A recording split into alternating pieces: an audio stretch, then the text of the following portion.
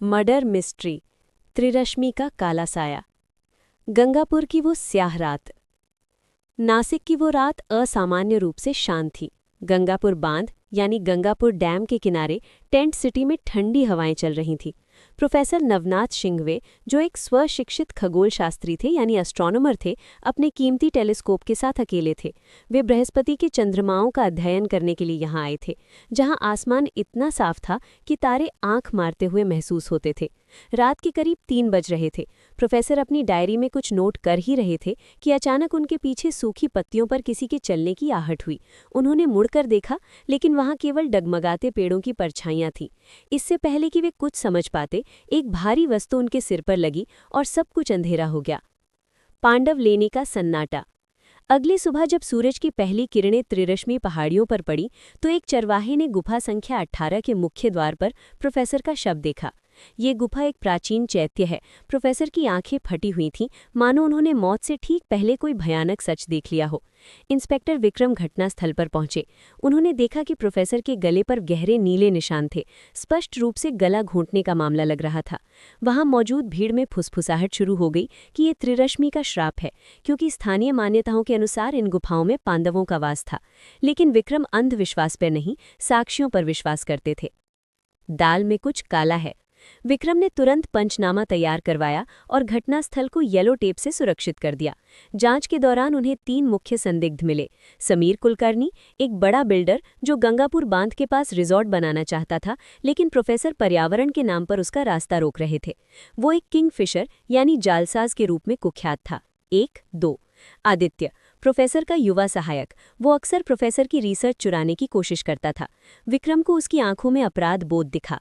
रश्मि, professor की पत्नी। उनके बीच अक्सर संपत्ति को लेकर झगड़े होते थे। विक्रम ने गौर किया कि वो आंखें चुरा रही थी। गुफा संख्या 3 का सुराग।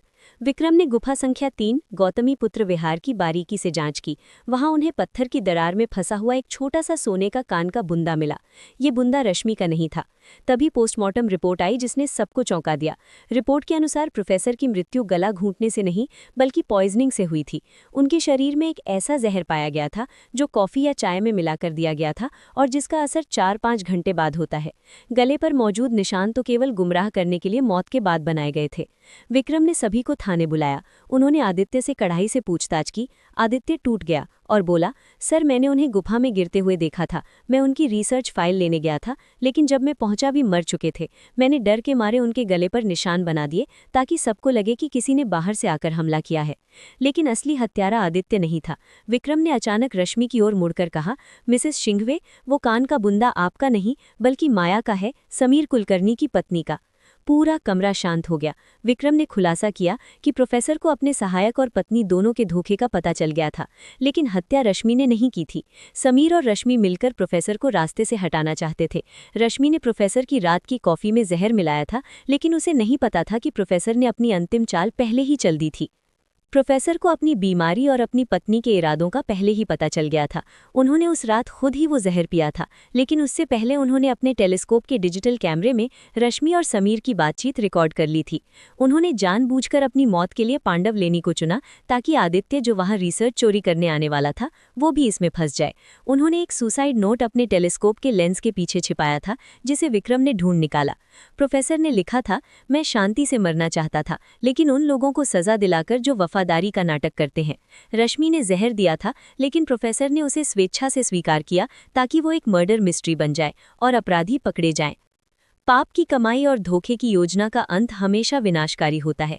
प्रोफेसर ने अपनी जान देकर न्याय सुनिश्चित किया, लेकिन रश्मि और समीर ने लालच में अपना सब कुछ खो दिया। सत्य की राह भले ही कठिन हो, लेकिन असत्य का महल एक ना एक दिन ढह ही जाता है। अंततः कानून के हाथ लंबे होते हैं और वे हर अपराधी तक पहुंच ही जाते हैं। 3 अगर वीडियो पसंद आई तो लाइक मारो, और अगर बहुत ज्यादा पसंद आई तो सब्सक्राइब वाला बटन तोड़ ही दो। लाइक करने में कंजूसी कैसी? बटन दबाने के पैसे नहीं लगते, तो दरियादिली दिखाइए।